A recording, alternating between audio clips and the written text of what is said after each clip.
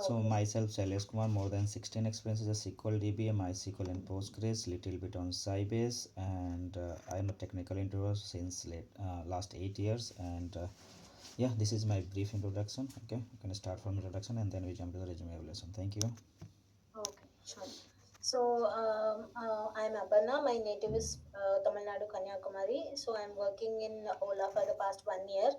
So, Mm-hmm. 3.7 years of experience I have as a MySQL DBA, and also I have knowledge on Postgres and a little bit knowledge on Scylla DB, Scylla Mongo. Okay. And currently, I'm working in Ola migration project. Here, on daily basis, currently we are doing like Ola migration from AWS to their own cloud Krithram. They are launching some new cloud, that is Okay. Krithram.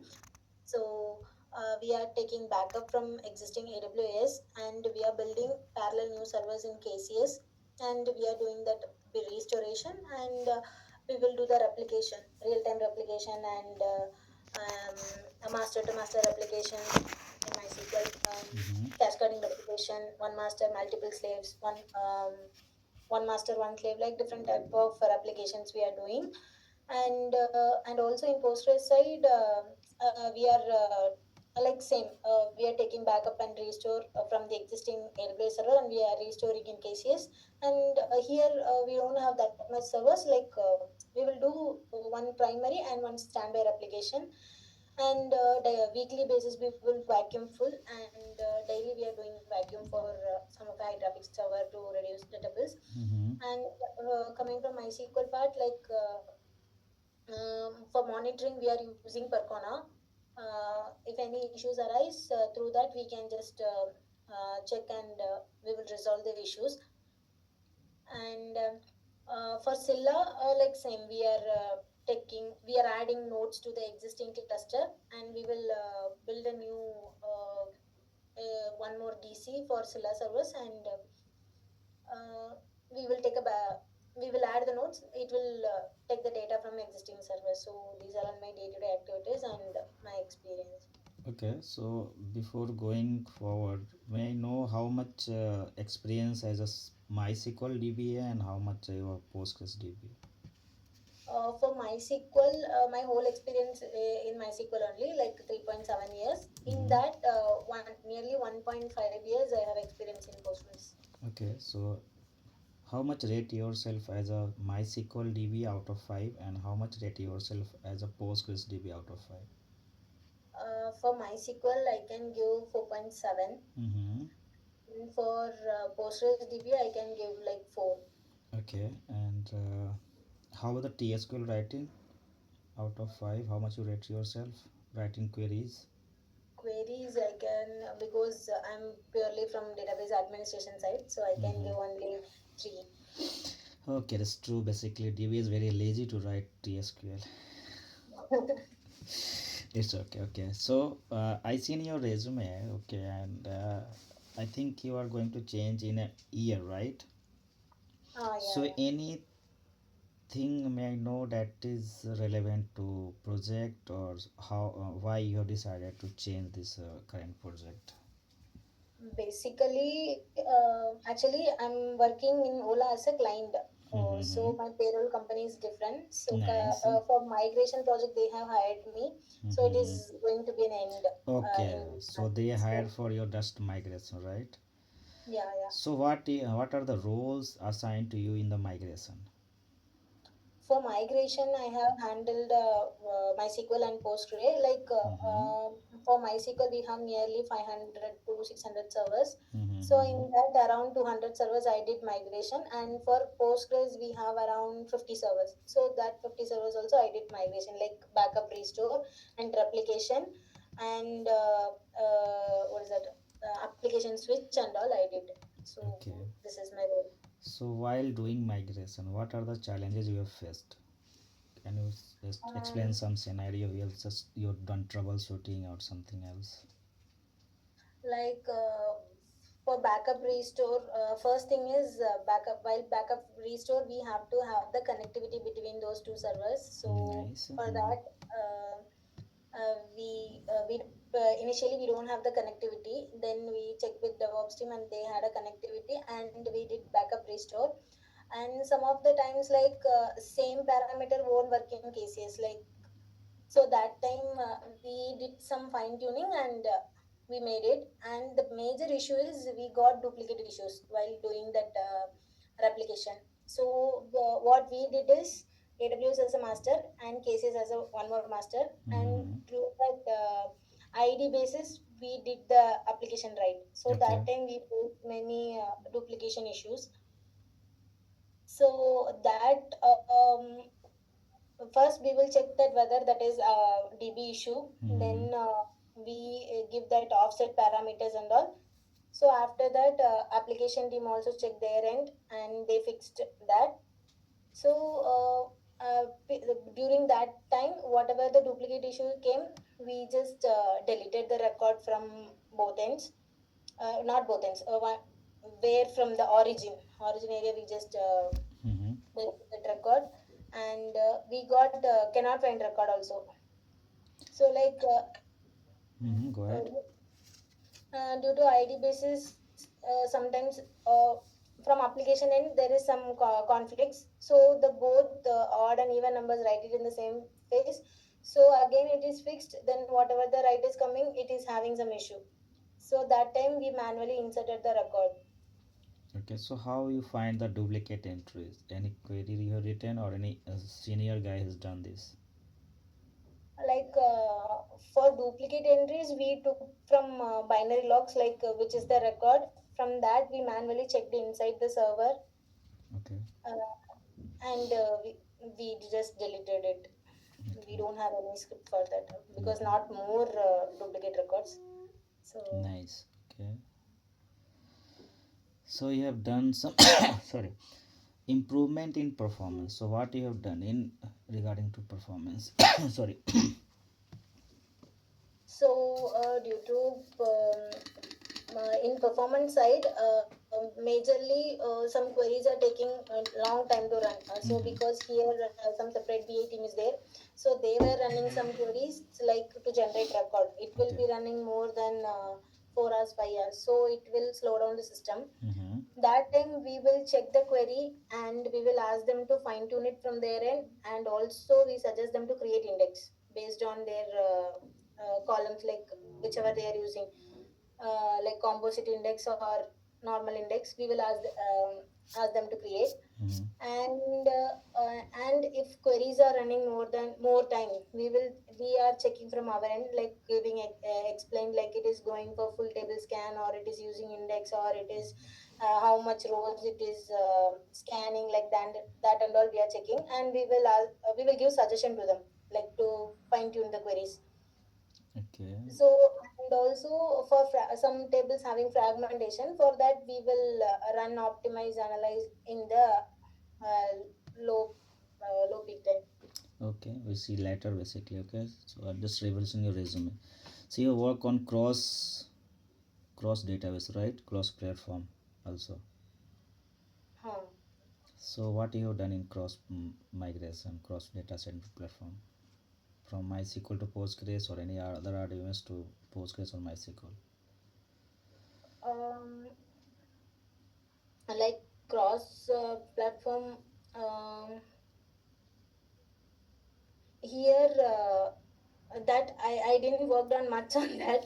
Here like cross DC I'm worked in, like not cross platform. This is your beyond your experience basically what you have written here, right? L3 or Uh, L4 guys but is doing the same previous thing, my before company they were worked on it, but I was some part of it. I don't know much about it. right? Work on latest features. So which latest version you have worked on MySQL? MySQL we worked on 8.41. That is the latest version I have worked. 8 one. 8.0.41. Okay, so what is the new features you've seen in the 8 version? 8 version that in ODB will become that default one. So previously it is MySM and all. Mm-hmm. So like in ODB there is more features, like it will allow row level locking, and that buffer pool and all we can just give according to that, Mm-hmm. and cache to password. So you That have is customized that my.inf file, right? yeah. Okay, we see later basically. Okay, this is part of performance tuning and server tuning. Okay, so have you got chance to provide access to end user? If any new member join in development team, they ask for the access, right? So have you done this type of activity? Okay, so let's have a scenario. XYZ user join a new development team and is asking to read the data in Okay. DBA database, right? Only the DBA database. So how you will grant access to that XYZ user? Sorry. And access like grant select on for the first I'll create that user, read only user with Mm-hmm. like for that particular host if he want, like I'll give that particular host Mm-hmm. with, and then I'll grant only select permission on that particular database which he want.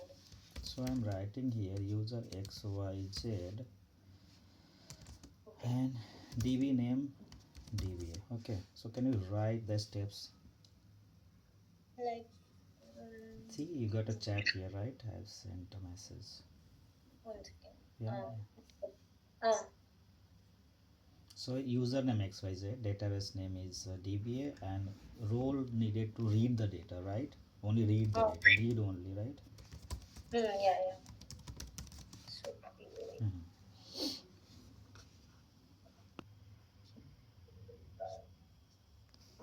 Okay, mm, so you create the user, right?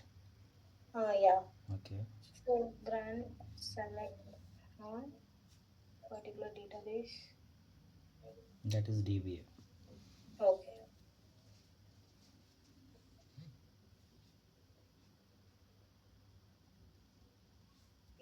Yeah.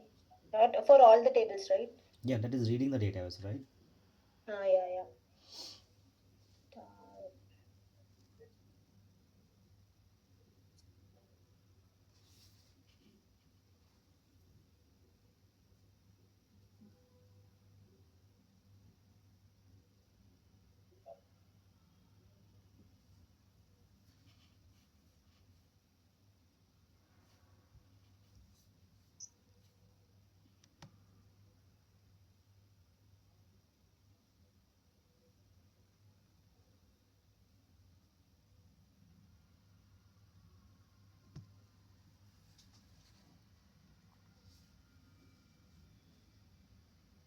Database name star.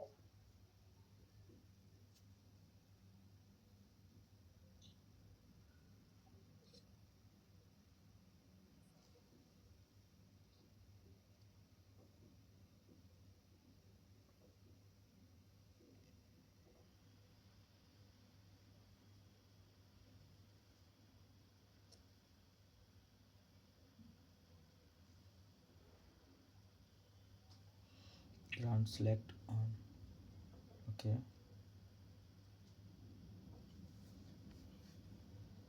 okay. So have you got chance to any security, other security features need to enable on database level, like SSL or any encryption, any data masking? Actually, we didn't enable that and all.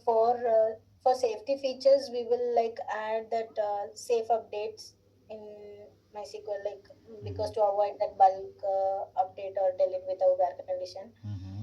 And for safety, we will enable that strict mode. Okay, this is beyond your experience question basically, not an issue. Okay, can you explain the architecture of MySQL? Basically, MySQL is a client server architecture. First, connection pooling is there. Mm-hmm. From that, first the application will send the request to the connection pooling, and in there that authentication, authorization, everything happen. And if that is like valid, it will send the connection to the server. In that Mm-hmm. server, first that query parser is there. When the client sends the request, it will tokenize that request and checking whether that query is correct or not. After that, it will go to the optimizer. It will optimize the query, and then the execution planner will be there. It will generate the execution plan for that. Once everything is done, it will go to the InnoDB engine. um, uh, the query is already there, it will take from the memory. Mm-hmm. And if it is, that is DML operation, and it will do the DML operation, and after that commit is done, it will write in the disk. If that is a select query, if it is there, it will directly take from the buffer pool, or else it will go and take from the disk. Okay, thank you. Can you explain the different type of storage engine in MySQL? What is it? Different type of a storage engine in MySQL. Okay. So I know only two, that is InnoDB and MySum, Okay, go ahead. and then memory heap and all there, but I'm not sure It's about that. okay. It's okay. Just explain the both, right? MySM and InnoDB. So in InnoDB, there will be a redo log file, and change undo log file, and double write buffer, and this table space files are there.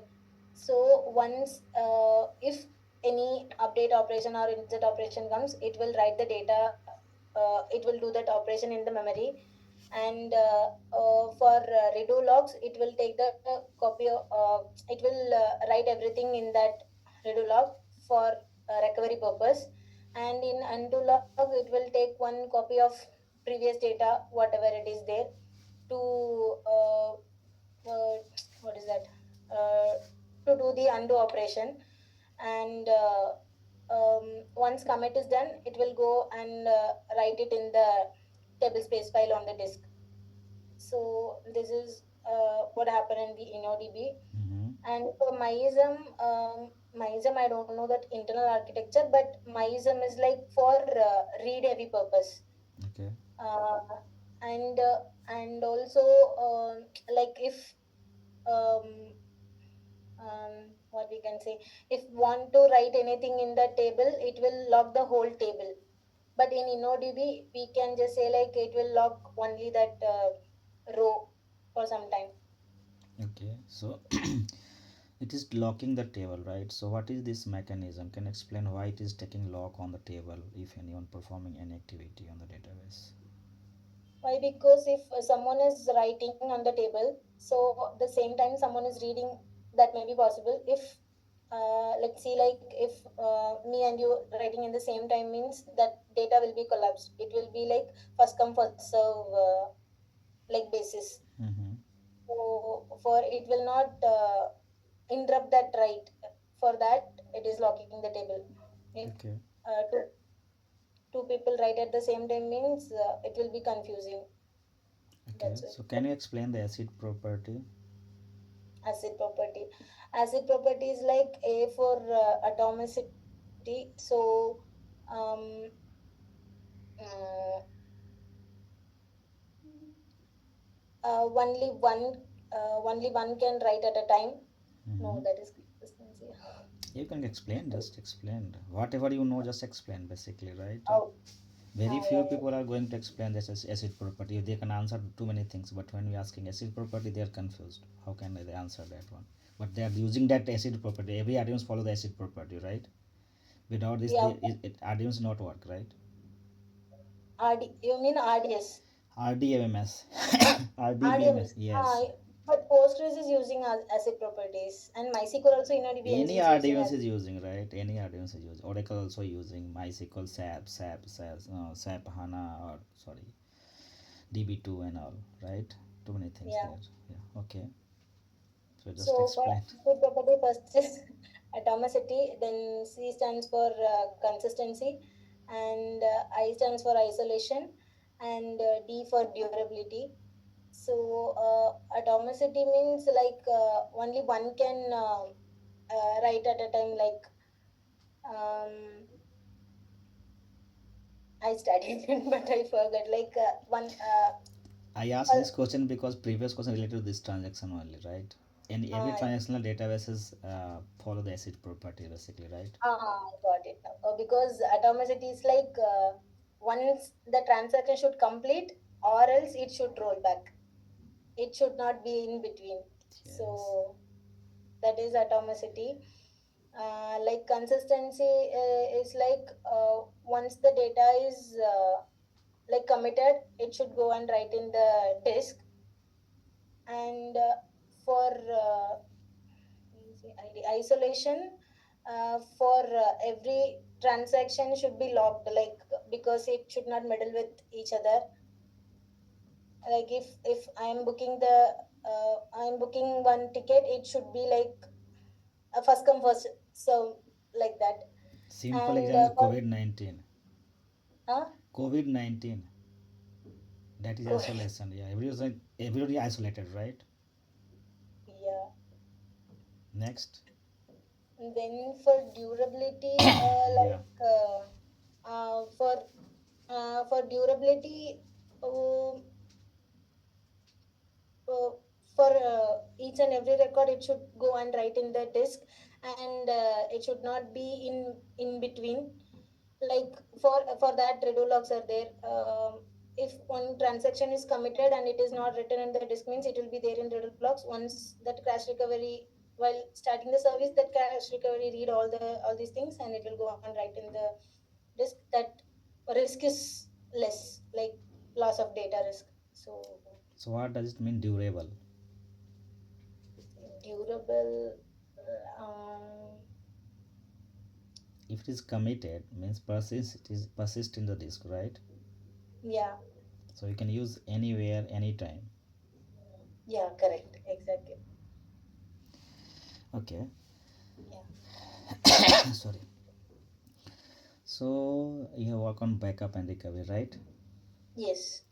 So can you share me a plan of action if we have a production databases? So how can we recover point in time? What are your backup policy for that? For backup policy, here like weekly basis we are taking full backup, Mm-hmm. and daily basis we are having incremental backup. So Mm-hmm. here we are fully using Percona. Okay. So we can take online backups also. Mm-hmm. So daily basis we are taking incremental backup, right? So if anything happens, Mm-hmm. first we have that full backup. Mm-hmm. So first we will restore that. Then one by one we will apply all the incremental backup. Okay. So, and also we have DRs and we delayed servers also. If something happens, we can switch to that servers also. Mm-hmm. Okay. So let's have a scenario. We have a database 1 TB, right? On Mm, Sunday we are scheduled backup it early in the morning, right? 4 a.m., right? And differential every 4 hours, right? mm, mm, On Wednesday crash after 1 p.m. How mm. will you recover that? Or what is the step to restore the database to minimal data loss? Okay. First we have to restore that Mm-hmm. full DB backup. Then we can just apply Monday backup and Tuesday incremental backup. Mm-hmm. When Wednesday 1 p.m., right? Mm-hmm. So we can stop at uh, we can check bin log, and we can check for the position like which that fault is happened, so we can stop the restore before that position, so we can apply till that position in the backup. Okay. You work on the replication part too, right? Yeah, yeah. So how will take any replication lag? How will you check that one? Or the lag is uh, increasing? Yeah. well, if inside the server means we can just show like show slave status Mm-hmm. in it, that seconds behind master is there, it will Mm-hmm. show like how many seconds it is behind. So if we want to reduce that, first we can check for parallel workers, and we can increase that. Mm-hmm. Still, the lag is not reduced. We can give the show process list. First, we have to check like for what purpose it is increasing.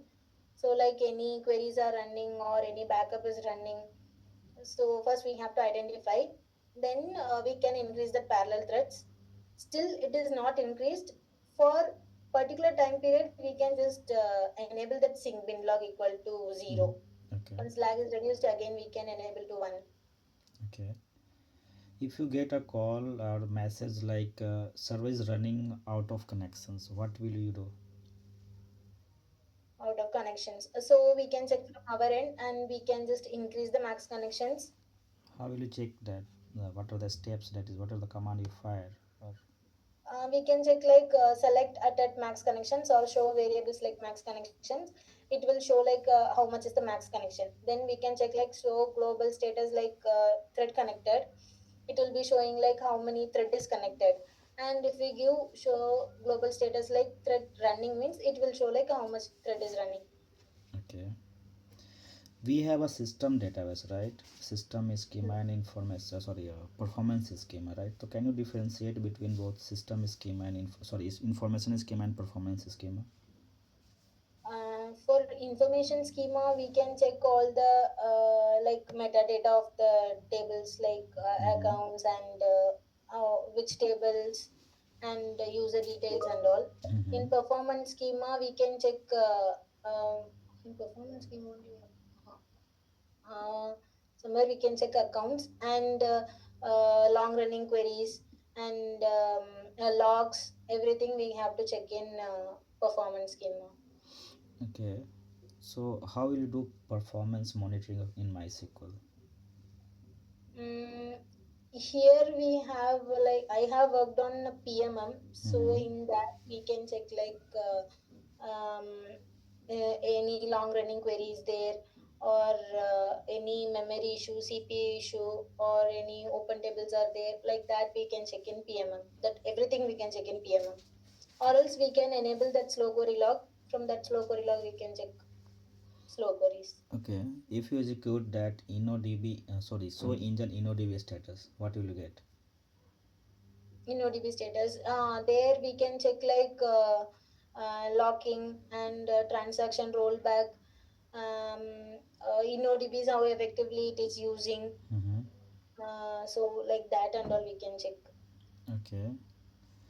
So in my.conf, right, what are the parameters you set for the performance point of view? Performance point of view, first we have to check buffer pool. Mm-hmm. Buffer pool should be 70 percentage of that whole RAM, Mm-hmm. and also we can give like InnoDB instances Mm-hmm. that will split that memory and it will use effectively for performance. And we can check for TRX commit, like how much time interval it can flush the data. Mm-hmm. Also we can check for how it will be like o direct or something, f log or something it will be there, so we can check that.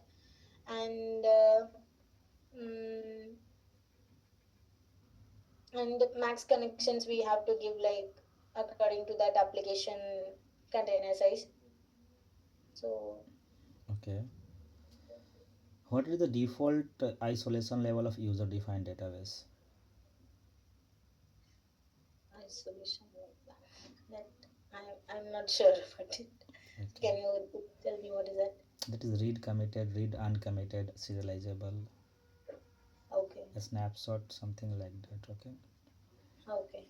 Can you explain the difference between blockings and deadlocks? So deadlocks is basically like two transactions will hold the lock between, it can't do anything, like Mm-hmm. it is waiting for this one to release and another one transaction is waiting for this transaction to release. So it will be like holding lock. And blocking session is one is currently running and it is doing something, so Mm-hmm. it is blocking some other transaction to work further. Okay. So Is if other blocking. transaction is waiting, right? So how will you Huh. check this is waiting for what? How can you check Uh, the wait events or waiting task for that second transactions? Any like monitoring that is. Mm-hmm. that we can check from performance schema. I'm not sure. That one query is the TRX summary when something from Yeah. that query we can check Yeah, this is which a part is of monitoring, blocking. right? This is a part of monitoring. Okay. Yeah, yeah, we can check from that, like Okay. which transaction is waiting for which transaction, like that. Mm-hmm. Okay. And regarding this other, okay, performance tuning. So you have done performance tuning or just you know that steps or keywords only? Performance tuning, I did the defragmentation and index creation like that, but for query writing and query optimization and all will be done by application side only. We are not going. to write queries. Okay. It will suggest them like this is having this much data to retrieve, so we can just do this. We can, instead of this full table scan, we can go for particular table column search. Which table you want, we can just take like Okay, that. so can you explain what are different type of indexes supported by MySQL? For indexes, MySQL will be like if it is having primary key, it will directly go to that B tree uh, Mm-hmm. index Mm-hmm. searching, and we can create for composite index, and we can create unique key index Mm-hmm. like that. So what is different between cluster index and unique index? Mm, Unique key index will be like if any table is having some unique value, but not primary key, we can create like that. But this cluster index, I'm not sure. Primary key where you can create that by default cluster index, right? Huh? When you What's create that? primary key, right? That will Mm-mm. defaultly cluster index in any RDBMS. Okay. Okay, so sorry. What is the difference between cluster and non-cluster index? Um, Based on my understanding, like you're saying like primary key is cluster index, so non-cluster index is like other than that, everything is non-cluster index. Yes, but there's a difference, right? That's I'm asking. I'm not sure. Okay. Okay, then you have okay. Have you got task to create database objects like table, view, functions, procedure? Have you got this type of task? No, it will be like I know to create tables, and that and all application dependencies. So they will give the script, and we can just deploy it in the DB. Yeah, L1 or fresher we cannot create this, right? Okay, so can you explain the difference between table and view? uh, table is like mm, inside the database we can just create one object with the table, and for view uh, Yeah, it is we did view. one activity like we have created one table and we get the data from that table and created one more table, though, so they called it like view. So I am not This sure. is just like a Windows open. That is a view. Okay, like what we are viewing. Yep, Oh, you can use multiple table in a view. It is not a table basically, right? It's a virtual table. okay, okay. Yeah. It is not a physical one, right? Okay, got it. So basically, it is a part of tuning. So let's leave it. Okay. So I Okay. think I have done from my side. I think you have worked on Postgres, right? Wait. I think let's see some Postgres. So what you have done in Postgres? In Postgres, we did monitoring in RDS, Mm-hmm. and I have experience on vacuum and vacuum full. Mm-hmm. Then I did backup restore, Mm-hmm. like PG base backup and PG dump, Mm-hmm. and I have configured this standby for one server. So that's all. So you have installed a standby server, right? I have installed Postgres servers. Okay. So can you explain what are the database created after installation? By default So databases, yes. okay, when we are creating a database, No, when we not are creating, installing the server, installing. Yeah. three default databases will create Mm-hmm. template one, template zero, Mm-hmm. and Postgres. Mm-hmm. So what is different So between template 0 and template 1? template zero is having like user creation templates, and template one is having like database related, and that PG catalog something. That template will be there in a zero and one, I guess. Okay. So you have worked on PG dump, right? Yeah. So before PG dump, after installation, what are the configuration files you see in the Postgres? conf file? What are different type of conf files you've seen? Yeah. I saw like postgres.conf file and hpa.conf file, then postgres.autoconf file, then one init file is there. Okay. So these many files. Okay. Can you explain that about that? What is pghba.conf? hpa.conf file is for authentication. Mm-hmm. So from which host it is allow the connection must be specified in that configuration file. Okay. Then the backup part, right? So can you explain what is different pg dump and pg dump all? Like a PG dump, we can take specific table and database. Mm-hmm. And if for I think using PG dump, we can't take the roles. If we are using PG dump all, we can take the roles also, um, and we can take the all databases backup. Okay. Let's have a scenario. If you are taking a backup with pg dump, right? Hmm. It is taking 5 hours for a single threads. Can you increase the threads? Any parameter need to change to increase the threads or parallel worker? Mm, PG dump. Mm, It's okay, not an issue. Okay. And yeah. then you have work on volume. Okay, that's different experience basically. Okay, so vacuum, vacuum full, and auto vacuum, right? Three things in the postgres, right? Yes. Can you differentiate these things? Like a vacuum, if you run vacuum, it will clear the dead tuples in the table level, Mm-hmm. so it will be used for other datas. Mm-hmm. And if we run that vacuum full, it will release the data from the disk, and we can just climb the space. And for auto vacuum, it is enabled in that it is we can just mention in configuration file, I guess, but um, it will be running in background. Okay. So can you explain what are the different type of background processes in Postgres? Uh, like PG wall writer, Mm-hmm. PG checkpoint, and auto vacuum, Mm-hmm. and wall writer, checkpointer, then BG writer, right? PG writer. Yeah. Okay.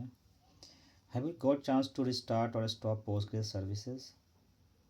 Yes. So what is different with system CTL and PGCTL? Um, don't know. So You if work you on Linux, based right? on You the work on user Linux. the system's detail. You work on Linux, right? Yeah. So in Linux, it works. What are which command you use to stop and start the application? Replication. Application, any application means any RDBMS, right? MySQL, Postgres, whatever. Yeah, systemctl status You are that using, application right? name You are and using. So that's I'm asking service. the difference based, right? System Yeah, CTL and PGCTL, right? So one answer you got, right? yeah, systemctl is like for Linux application. Okay, just go in that, okay? And okay, have you got chance to work on replication part in Postgres? Yeah, I configured Which one which or two sets. replication?